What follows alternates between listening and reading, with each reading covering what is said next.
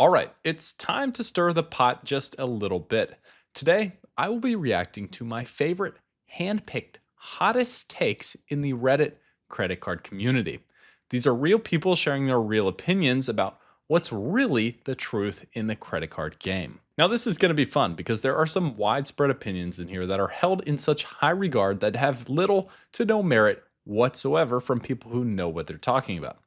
On the other hand, there are some pretty spicy takes in here that most people would just reject immediately, but I actually believe have a lot of credibility. And last but not least, for fun, I'll throw my own hat into the ring and give you maybe my strongest opinion that I'm most passionate about. Without further ado, let's dive right on in.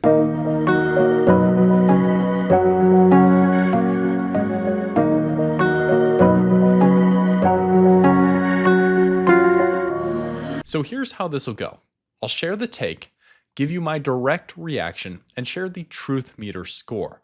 The truth meter is judged on a 1 to 5 scale, with 1 being completely false, and 5 meaning the take is spot on and couldn't be more accurate from somebody who's inside playing this credit card game. If you agree, disagree, or just feel very strongly about any of these takes, of course, feel free to let me know down in the comments. This is supposed to be fun, and I'm ready to hear what you guys think as well. Take number 1 from Collies. The amount of effort most of the enthusiasts here put into this for such a small amount of return borders a bit on the compulsive, and I'm just as guilty as everyone else. All right, do you feel attacked yet? Especially those of you who have been in the game for a while. Khalees is essentially saying that hobbyists who continue to get more credit cards in search of just 1 or 2% more cash back in their setup are being borderline obsessive, and this doesn't actually amount to anything meaningful. Let me give you a real example as to how this plays out in my own setup. In 2024, my wife and I spent $160 a month on gas. That's a very consistent figure for us, totaling approximately $1,920 each year. Now, throughout 2024, my wife and I simply used our Capital One Venture X credit card, which earns a flat 2x back on non-category purchases, including at gas stations, for essentially every gas purchase we made. I value my Capital One miles at about 1.2 cents per point, and that's a total return of 2.4% when you put the earnings rate in and my redemption valuation out. Now, if you simply run the math there, using the Capital One Venture X, assuming I used it on all purchases, that $1,920 spend at a 2.4% return, that's essentially a return on spend from gas station purchases at $46.08. However, in 2025, those of you who have been following along with the channel understand that I flipped and finally pulled the trigger to add the City Custom Cash to my lineup and use that exclusively with my wife as our gas card. Using those same numbers, but getting a 5% return now on that same spend throughout this year is going to result in a return on spend value of $96, essentially a $50 difference there for doing quote unquote nothing but getting an additional specific gas card. Now that feels pretty good to me. I can't say how Khalees would feel. However, if you're spending a ton of mental brain calories deciding between a 5 or a 4% card for your home improvement stores and you can't remember which does which, or you're meticulously tracking your second City Custom Cash to see how close you are to that $500 limit on the month, well, you may be playing into Khalees's point. The truth is, once you've been in the game for a while, optimizing every single purchase sort of becomes second nature. It's almost a goal within the overall game of having a good credit card setup. However, I'll be the first to admit there's a point where it just becomes too much. It's a balance between the thrill and satisfaction of squeezing everything you can out of the dollars you spend and just driving the people around you crazy because you're filtering through all of these cards and wanting them to do the same. In the big picture, if you're earning strong in categories that you spend in the most, you're going to be winning overall. Don't lose the forest for the trees. So Khalees, at the end of the day, I give your take a 4 out of 5 on the truth meter. You have to find that balance, and if you're putting in so much effort that it's a compulsive obsession, well, you're probably doing a little too much. All right, let's look at take number 2, which is an all-time classic that we hear constantly from ATF Zero Pen Up, saying credit cards make you overspend than you normally would. Other than the fact that I believe we're missing a word somewhere in that sentence, I have to say that this take is mostly accurate. This is one of those simple but spot on takes that if you get into this game, inevitably you're going to hear this line directly or you're going to know some of your friends are thinking about it as you talk them through the different cards and why you're doing exactly what you're doing. This is one of the oldest debates in the credit card world, and Dave Ramsey often cites this as one of his main reasons not to even tempt yourself with credit cards, even if you swear you'll pay it off on time every time each month. And honestly, the mountain of research backing that credit card purchases make it easier to spend slightly more money, that makes me believe that this is unfortunately true. This frictionless transaction is why banks are constantly looking to make this process easier, smoother, and honestly as mindless as possible. These banks make so much money off of interest and fees. I don't want to get too into the weeds, but the average balance of a credit card holder in the United States today is $6,580. If you're not disciplined, a few late payments and just being behind each month can lead to 20 to 30% in interest, and then you're in a downward financial spiral for the next year, trying to pull yourself out of something that potentially you could have paid or spent less with cash or even a debit card. Unfortunately, the numbers don't lie. The banks are the ones winning in the overall population. However, the people we talk to on this channel and celebrate are the ones who are able to earn more rewards on their cards than the banks get in swipe fees, and the ones who are redeeming those rewards for excess value and strategically looking at sign-up bonuses and waiting for all-time high offers from the banks and are actually pulling back and taking from the banks in that way. Simply put, the banks are willing to put up with us and people in this community because the overall numbers aren't going to be in our favor, and the banks will take more than they give back. This take gets a 5 out of 5 on the truth meter. Even if we try our very hardest not to overspend, I'll admit, I've been less upset about paying for a nice dinner when I know I'm getting a certain amount of credit card rewards points, or just a little bit more willing to spend in certain areas if I've got bonuses or numbers to hit. If you need some personal help tracking your expenses, I've got a free Excel spreadsheet template just for that on my website at rdguarantee.com/guides. Let's look at take number 3 from Trust Josephs, who says 98% of people should just get a cashback card and use that all the time. Now, this take is blunt and may seem like one of the most practical ones here. The idea, forget about points, lounges, perks, benefits, redemptions, everything. Most people should just get one card, 2%, make it as simple as possible, and move on with their lives. Their argument is that people are not going to spend the time transferring their credit card travel points out to Virgin Atlantic to redeem for a high-value Delta lie flat seat through a transfer partner. They're not following award charts, they're not maximizing a 10-card wallet setup.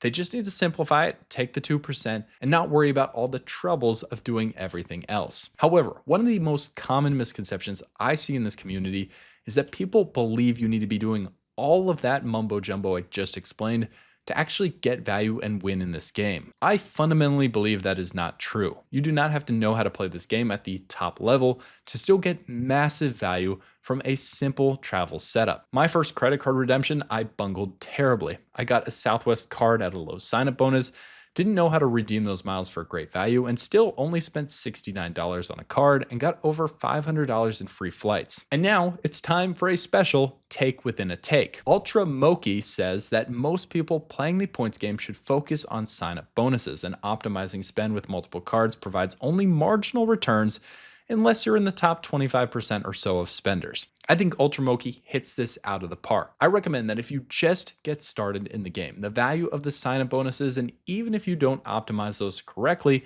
is still going to way outweigh whatever you would have done with a simple 2% card. It'll make a real difference and create real experiences, and financially, you're just going to create so much more value for yourself just by getting your foot in the game. The math simply backs us up. Even if we look at getting a 75,000 point sign-up bonus valued at roughly $750, to get that sort of cashback value from spend on a card that earns 2.5x back flat, well, that would take $30,000 in spend, as opposed to a simple sign-up bonus, which will usually run you between $4,000 and $5,000 for that kind of offer. So back to the original take, that 98% of people should simply get a 2% cashback card. Well, I completely disagree with that, and that scores on the truth meter as a 1 out of 5. Take number 4 from Humble Chipmunk 701. Metal cards are the deciding factor for some. The truth meter scores this a perfect 5 out of 5. Take number 5 from Mike of all people, who says, people hate on store cards way too much. they can serve a purpose and are often easy to get value from. Listing some examples, giving the Home Depot credit card and a store card like the Target credit card. Now, listen, I'll let you know right up front. I'm actually very against this take, and I think I appropriately hate on store credit cards the right amount. And that's why these cards get very little to almost zero coverage on this very channel. Mike gives us a few examples here, which I'd like to dive into for the purposes of arguing back. Let's look at the Target card. The Target card's main feature is that it earns 5% back at Target stores, and this is a good earnings rate. However, as with most store cards, you earn points which aren't valid outside of their system and can only be then redeemed with the retailer, pigeonholing you into a very specific use case. On the Target card, there is a $50 sign-up bonus, and these two factors should make you wonder what else is out there. Well, a card like the US Bank Shopper Rewards card earns 6% back at 2 retailers of your choice, including Target as one of those choices. And sure, it does have a $95 annual fee in year 2 and beyond, but it also earns a $250 sign-up bonus. Not only would you cover 2 of your biggest retailers if Target was in the game plan, but you'd also earn a sign-up bonus that covers that annual fee for at least 3 years. Finally, you're earning cash back, not Target currency, meaning you can actually take that and use that wherever you want, including at Target if you so choose. The other one listed here is the Home Depot card, which is just plain awful in my opinion. The Home Depot card actually earns no sort of rewards, and its biggest perk is 6-month 0% financing on purchases over $299. The sign-up bonus indicates earnings of up to $100 on a first purchase. A card like the City Custom Cash could earn you 5% back in $500 of spend every billing cycle, and that includes home improvement stores. It also comes with an actual sign-up bonus, and don't even get me started on the 0% financing offer being a benefit, with so many people falling into the trap of overextending themselves with a purchase that they see as an advantage that they won't have to pay interest on. While mathematically correct, this is simply a dangerous pitfall that I encourage anybody out there to avoid and not get into that trap. The truth meter on the merit of this take is a firm 1 out of 5. I highly encourage you to avoid store credit cards because likely 99% of the time, there is a better option with more value and better earnings with a general credit card. And to finish things off today, I promised you my own hot take. This is something I feel so passionately about and is one of the reasons that I make videos here on this channel. And today, my hot take is that every 20 to 30s aged adult who has to budget even somewhat should be playing the credit card game to fund vacations in this stage of their life. Listen, from a financial standpoint, anybody who's gone through this knows and will look back on it probably not so fondly, but if you're in it now, you can feel it too, that your 20s and your 30s are one of the most financially stressful times of your life. You likely just graduated college, or you're starting at least with little to nothing. You're at your lowest point in your income earning journey. You're getting married, you're looking at houses, and you're making a lot of expensive purchases early that even with a great paying job and a really stable situation can be very hard to manage. It's just the messy middle in the financial picture, and eventually they say it does subside, but in the meantime, it can be a little tight getting around things. Now, a lot of people would tell you, stay away from vacations, focus on saving, investing, and building your nest egg. However, I think a little practicality has to be built in here, and it's still good to work hard and also play hard and enjoy this time while you're in this age range. So where does that money come from to take trips with your family, go on vacations, or even just escape what you're doing day to day? Well, that's where I see credit cards and the massive value that you can find playing this game coming into play.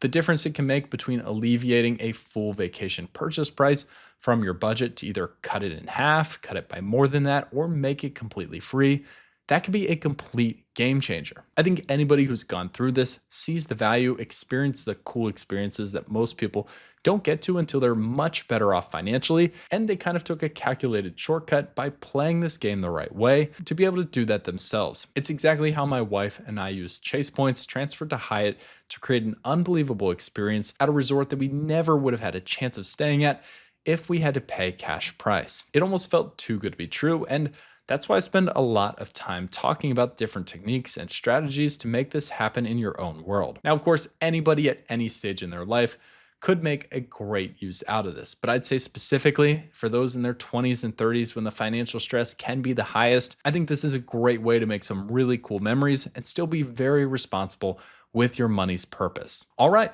let me know which of these takes you agree or disagree with the most. As always, thanks so much for watching, and if you like this content, don't forget to subscribe to the channel.